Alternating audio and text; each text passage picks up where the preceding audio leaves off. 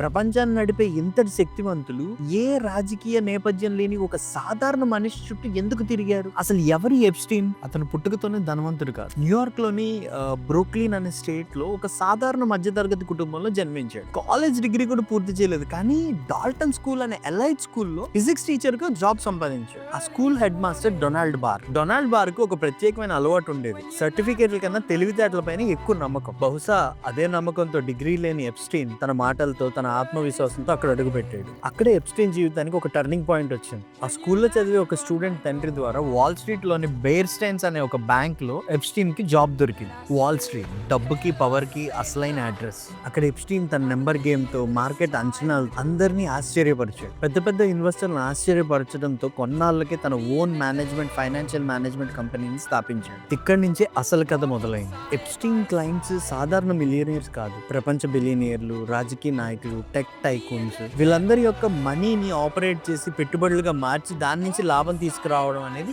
Epstein యొక్క main పని. కానీ ఇక్కడే ఒక పెద్ద ప్రశ్న, అసలు ఎప్స్టీన్ దగ్గర ఎంత డబ్బు ఉంది? అసలు ఈ డబ్బు ఎక్కడి నుంచి వచ్చింది? ఈ ప్రశ్నకి మాత్రం ఎవరి దగ్గర సమాధానం లేదు.